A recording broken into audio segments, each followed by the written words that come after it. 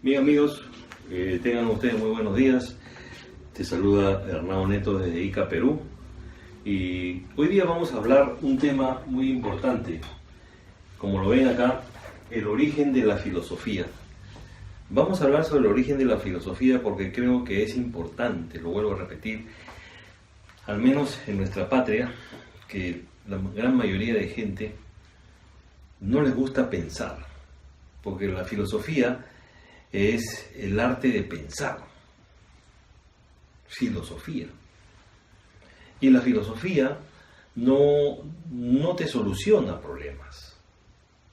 Más bien, tú entras al problema para indagar en él, para cuestionar.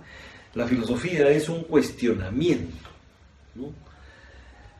Un cuestionamiento que te va a llevar a un camino y que si es complicada la cosa, la ciencia lo va a resolver. Por eso se dice, donde la ciencia no puede, entra a tallar la filosofía, porque son dos ciencias. Pero el origen de la filosofía comienza con Tales de Mileto, ¿no? Y ustedes saben que Tales de Mileto vivió en el año 624 a.C. y murió en el año 546 a.C.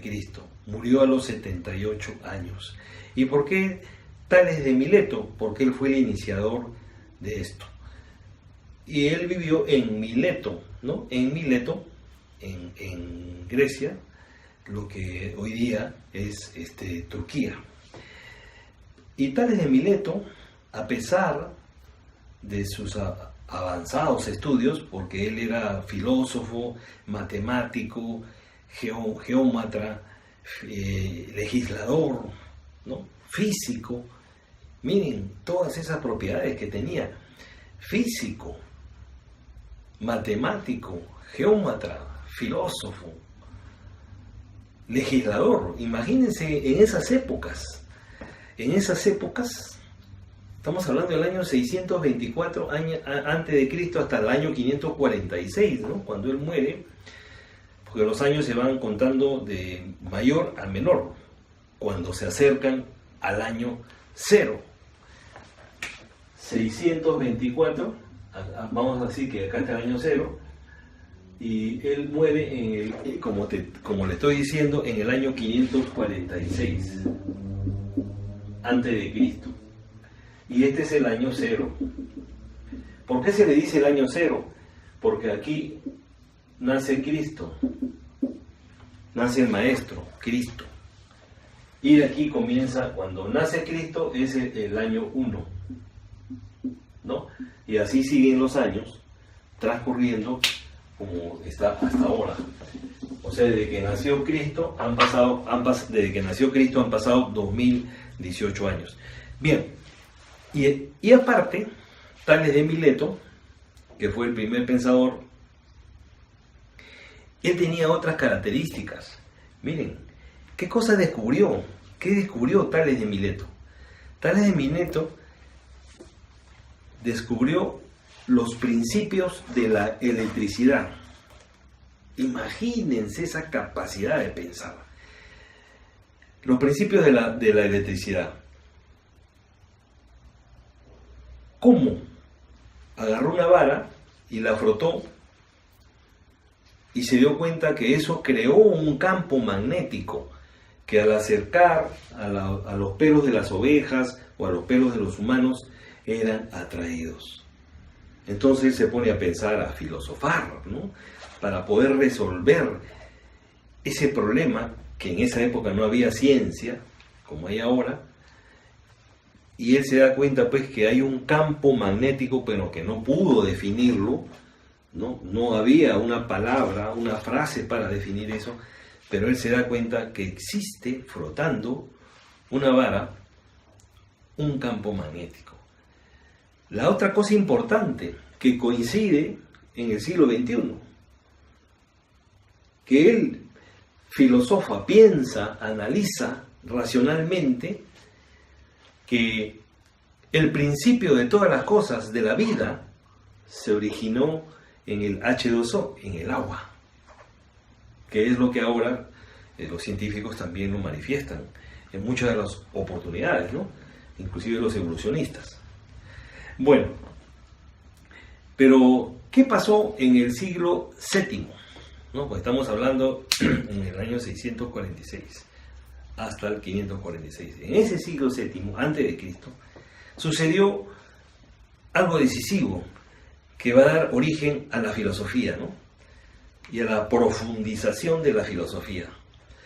Un grupo de intelectuales fue abandonando las cuestiones mitológicas y tradicionales, ¿no? Porque antes había muchos mitos, muchas leyendas, muchas creencias, tenían otra forma de ver el mundo. Como ya lo he dicho, lo que llevas adentro lo reflejas al mundo, ¿no? Y tú lo percibes ese mundo exterior porque lo tienes adentro y lo has botado afuera, lo has reflejado. Entonces ellos tenían otra visión, otra percepción del mundo, de su interior hacia el exterior, y empezaron a filosofar. Y no se conformaron con imaginaciones especulativas sobre los dioses, ¿no? Y empezaron a investigar en forma racional la naturaleza del mundo, y se le conoce en el mundo del mito a Logos, y eso se le conoce con el nombre del mito a Logos. El mito, del mito, de las creencias, de las leyendas, de la cosa, va a pasar al Logos, que en griego significa palabra y significa razón. Entonces ellos llegan a esas conclusiones, este grupo de intelectuales de esa época, había un grupo, pero el que pesaba más era Tales de Mileto. Entonces, de ese mito que estaban acostumbrados de generaciones en generaciones ellos, de los dioses, las leyendas, ¿no? Como la Odisea, y de eso vamos a hablar después, pasan a Logos, a la palabra y a la razón. Vamos a borrar eso. Claro pues. Y así comienza la evolución del pensamiento filosófico, ¿no? Cuando nuestros primeros ancestros también comenzaron a razonar en cierto punto, ¿no? Estamos hablando de los Neandertal, que estuvieron en Europa y parte de Asia, que tenían más o menos unos 150.000 años, y por otro lado del África salieron los Homo sapiens, lo que somos ahora los sapiens sapiens, ¿no? Que somos nosotros.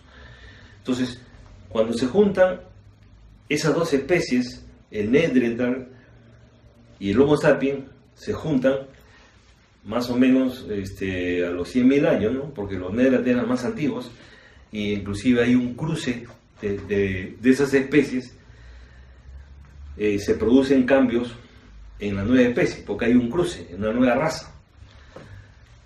Y eso produce que empiecen ya a tener cierto grado de razonamiento, porque el sapiens, el Homo sapiens originario, que vino del África, era más inteligente que el Neandertal. Entonces, cuando ellos se juntan, el Neandertal, pasaron muchos años, el Neandertal no soporta y esa especie muere y queda la del Homo sapiens, que es actualmente. Pero ya hubo un cierto pensamiento y empezaron a plasmar sus emociones, su día a día, en las pinturas rupestres que vemos en las cuevas y en los sitios cuando hemos ido alguna vez, alguno de nosotros habrá ido a ver eso, y lo vemos también en internet, ¿no? En la red de redes. Podemos ver todos esos documentales de las pinturas rupestres y ellos plasmaban sus vidas cotidianas. Entonces ellos ya estaban filosofando, pensando cómo yo puedo dibujar una cuestión cotidiana de mi vida. Estamos hablando pues en épocas donde no había nada prácticamente, ¿no? Bien, entonces del mito que ya borré, pasamos al logos, que es la razón o la palabra. Pero veremos algunas razones por qué comienza la filosofía en Mileto, ¿no? Es una parte de Grecia que ahora es Turquía, en Jonia, ¿no? Y una colonia griega en Asia Menor, que es Jonia, ahí se reunieron estos intelectuales y empiezan a estudiar estas cuestiones, salir del mito, a pasar al logos, y las razones que lo llevan y lo impulsan a profundizar esto, el pensamiento racional, vendría a ser la primera, la tolerancia religiosa.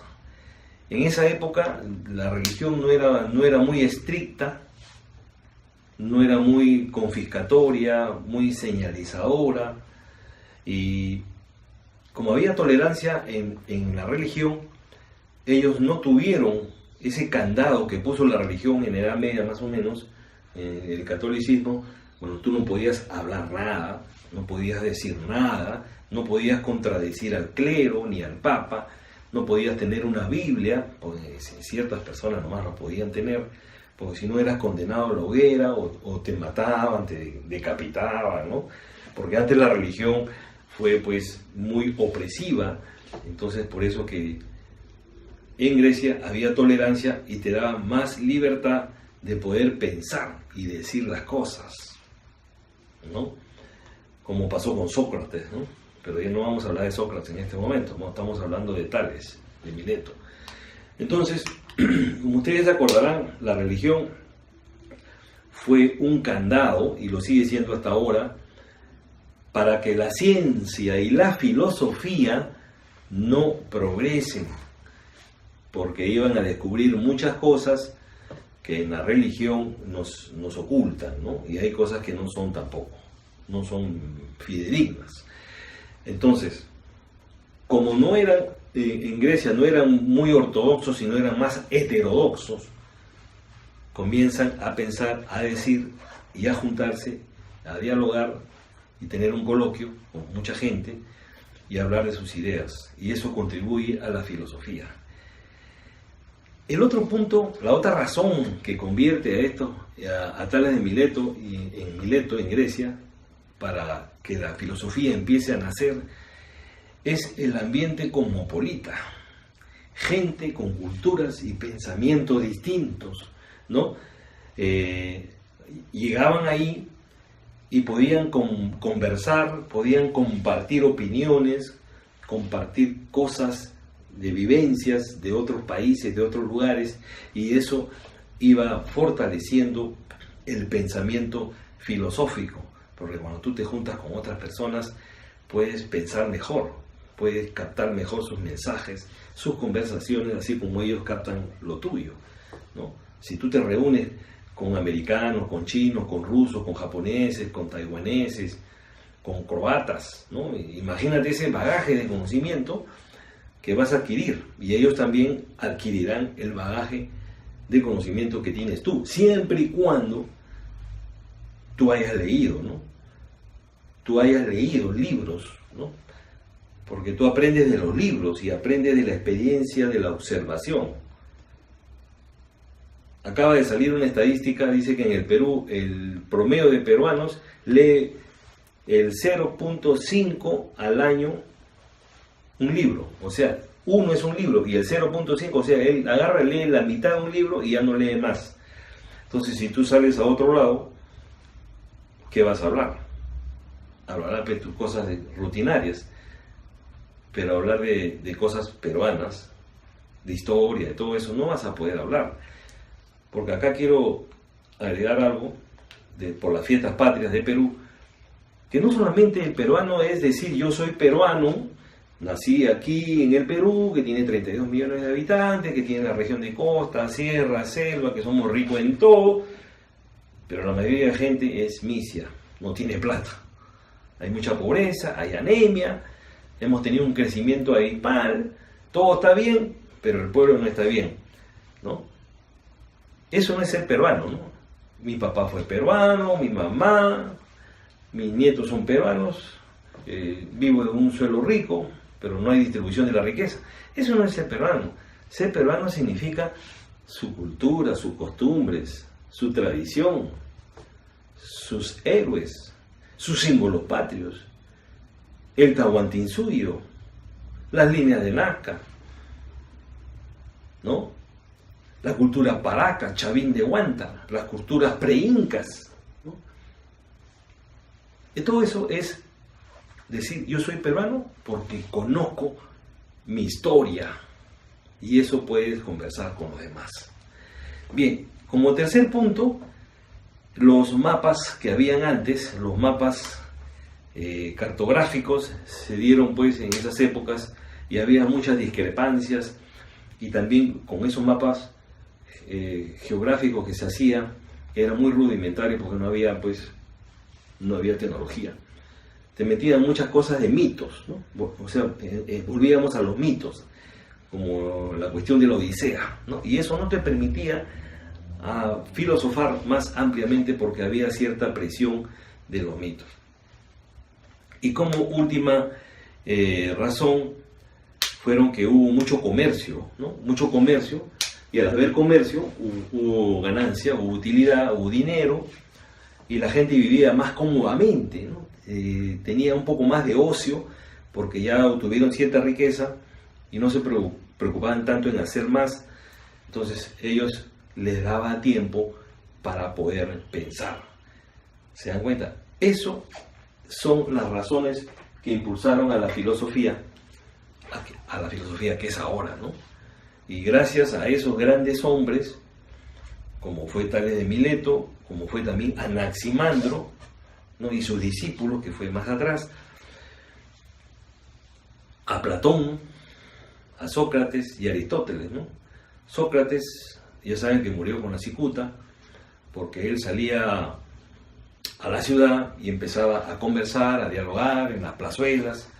Entonces el gobierno vio como que él estaba atentando con su integridad como país, y lo llama y le dice, y esto yo lo he explicado anteriormente, que deje de hablar, porque le ofrecían dos cosas: si tú sigues hablando, vas a morir, y si no hablas, puedes vivir. Entonces Sócrates, él le dice, yo seguiré hablando, y le preparan la cicuta, ¿no? Que era un veneno, y Sócrates pues muere, ¿no? Muere con el veneno que le preparan, y muere un gran filósofo, ¿no? Sócrates. Y Platón fue su discípulo, y Platón, según la historia, estuvo ahí y ve morir a su maestro, ¿no? Y Platón, cuando muere el maestro, él sigue las enseñanzas de Sócrates, pero profundizando un poco más de esas enseñanzas. O sea, él trasciende, ¿no? O sea, él va más allá de su maestro Sócrates. Y a su vez Platón tenía otro discípulo que se llama Aristóteles. Y Aristóteles, como ya lo he mencionado en otros videos de mi canal YouTube Oso27, él era ya una persona mucho más pensadora, mucho más profundo. Claro, han pasado muchos años, y al pasar los años, bueno, vamos madurando, vamos viendo nuevas cosas, vamos filosofando, vamos experimentando, y somos cada vez mejores. Entonces Aristóteles superó a todos sus maestros, y él se le considera también un físico cuántico. O sea, él ya era un metafísico. Y Aristóteles agarra una flor y la contempla, ¿no? Contempla la belleza de la flor y manifiesta que esta flor es muy bella, pero en otro lugar está la flor verdadera. En otro lugar está la flor verdadera y mucho más bella. ¿Qué quería decir eso Aristóteles? Aristóteles quería decir con esto que había un universo paralelo, lo que ahora se está demostrando con la ciencia, que ha habido o hay universos paralelos similares al que estamos viendo, ¿no? Como lo hice en un video de cómo se origina el universo, el Big Bang, ¿no? Hace 14.000 millones de años, o 13.800 millones de años, ¿no? Donde no había materia, no había espacio, no había tiempo. ¿Y cómo se origina la gran explosión? Entonces los científicos actuales están discerniendo que esa explosión se originó en un universo paralelo, donde había pues, masa, tiempo, espacio, ¿no? Lo que no había en el de acá. Y se origina pues ya pues esa teoría de la vida, de la gran explosión. Entonces Aristóteles, él se proyectaba a eso, ¿no? Pero él no podía decirlo, no sabía cómo decirlo y no podía experimentarlo porque no tenía la tecnología que hay ahora. Pero miren, imagínense esas mentes brillantes, ¿no? Que filosofaban. Claro, ahora ya no hay mucho tiempo, porque estamos, como lo he dicho anteriormente, viviendo en la época del imago. Estamos viviendo en la época del imago. ¿Qué quiere decir el imago? El televisor, el cine, la computadora, la tablet, el iPad, el teléfono celular. Y ya no tenemos tiempo de leer, no tenemos tiempo de conversar, no tenemos tiempo de pensar. Nos estamos volviendo afásicos. Nos estamos volviendo que no comprendemos lo que leemos.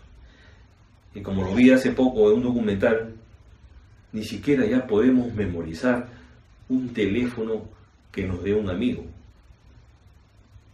¿Qué está haciendo la tecnología? Es muy buena, pero hay que saber usarla. ¿Pero qué está haciendo la tecnología? No nos está permitiendo crear campos neuronales que permitan que nuestras neuronas, nuestras sinapsis, nuestras dendritas y nuestros axiomas hagan esos engranajes de poder comprender y poder recordar. Porque ahora todo el imago nos está manejando, nos estamos volviendo dependientes de esa tecnología, que es muy buena, pero hay que saber manejarla con cuidado, sobre todo los niños. Bien, señores, eso era todo lo que les quería decir. Muchas gracias por haberme visto y bien, nos estamos viendo. Gracias.